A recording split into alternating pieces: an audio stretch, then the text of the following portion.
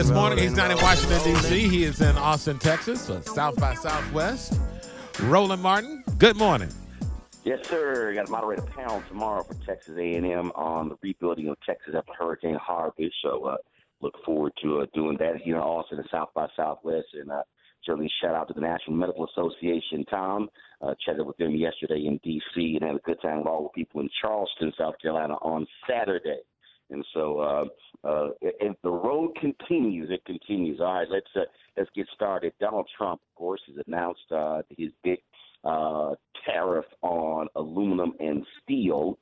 And it's been quite interesting because he believes that is what is going to make America competitive internationally, but it could very well spark a trade war. Already, his top economic advisor, Gary Cohn, has resigned as a result of this decision. And so I was trying to figure out, who black could we call to talk about international trade? Well, why not the first African-American trade representative, former Ambassador Ron Kirk? What's up, Ron? I mean, your old stomping grounds of Austin, Texas. No, those aren't just my stomping grounds. That's my home city. That's where I was born, where I was raised. So welcome to Austin. Go get you some allergy medicine. So you can. Right. I tell you, I love my city, but this time of year it can be tough. But glad to be on with you and Tom. And I got to tell you, this is another example of what I've defined as Twitter rage more than thoughtful strategic policy. Because Roland, I want to be clear: every president has as his objective to grow the American economy and take care of America's workers. And I can assure you, no president took that more seriously than the one that I served for Barack Obama. And George Bush put tariffs on. But because tariffs ultimately are nothing more than a fancy word for taxes, and I know trade is a little bit obscure for our community, but when you hear the word tariff, just understand one thing. This is a tax, and it's a tax on consumption because that tariff is passed on to the people that use that product.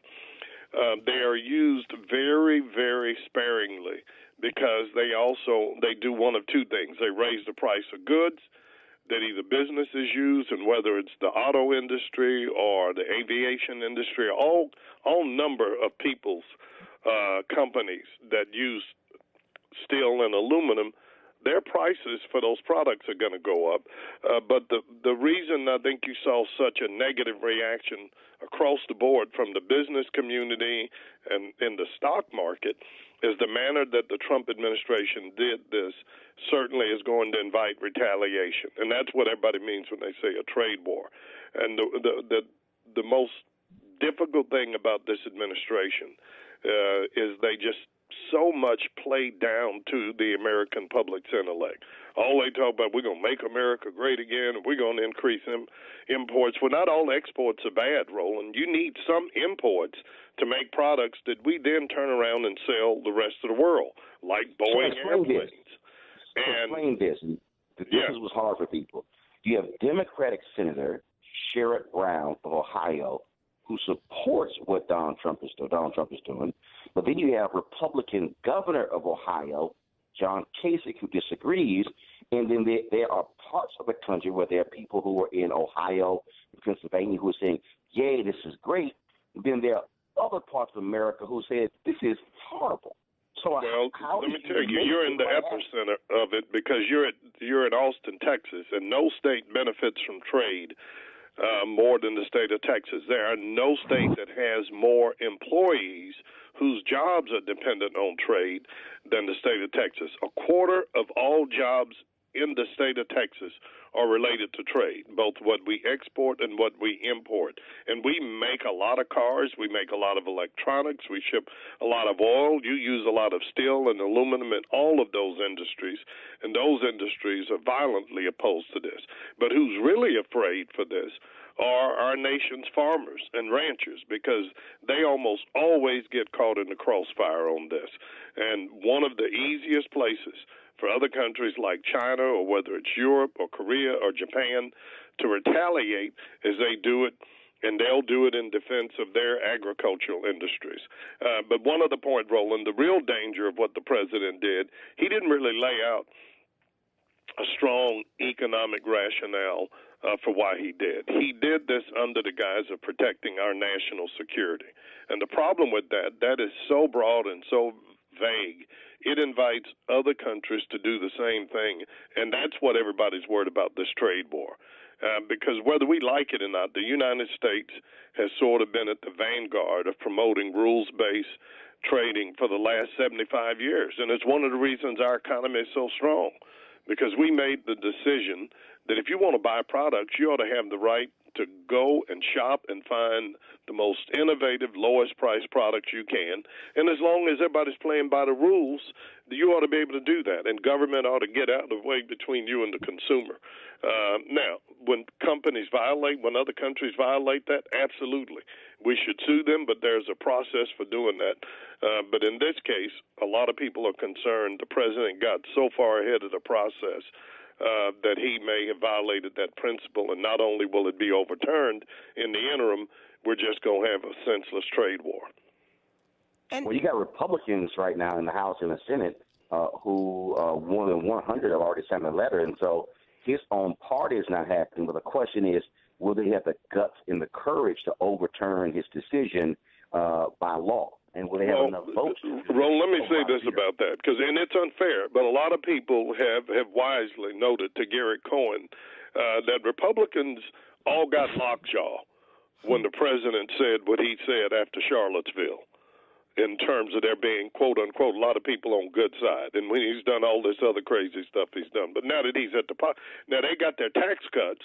And now that he's done this, they're all up in arms. But it'll be interesting to see whether they take any action, because thus far, what we've seen from the majority of Republicans, they're much more concerned about getting their own tax cuts, which is their mantra, and hoping that they get reelected. And any action that they take, I think, is going to take a while to put into effect.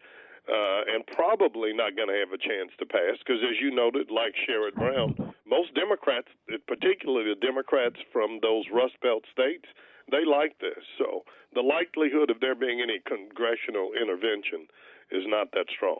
And isn't it true that, or is it true, I should ask you, that U.S. prices have already gone up on steel and aluminum in the conclusion of this statement, or his proposal to do this?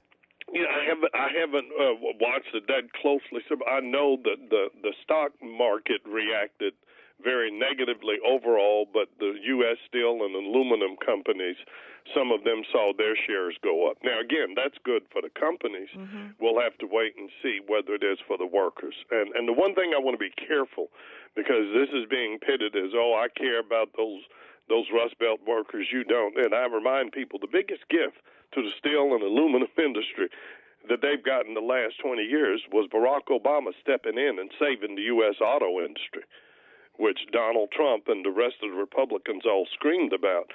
But no, those two industries use as much steel and aluminum as any, and we filed more cases side by side with the U.S. steel workers during the Obama administration on various aspects of unfair trading practices. Trump, I'm not going to let him get away with this notion that he's the only one that cares about those workers. And it's the construction jobs, too. They say there are going to be losses as a result of the higher taxes. There will be job losses in other industries. If you look at the economic analysis, the sad reality, there are hundreds of thousands of more employees involved in companies that use steel and aluminum to make goods than the number of those employed in the production of steel.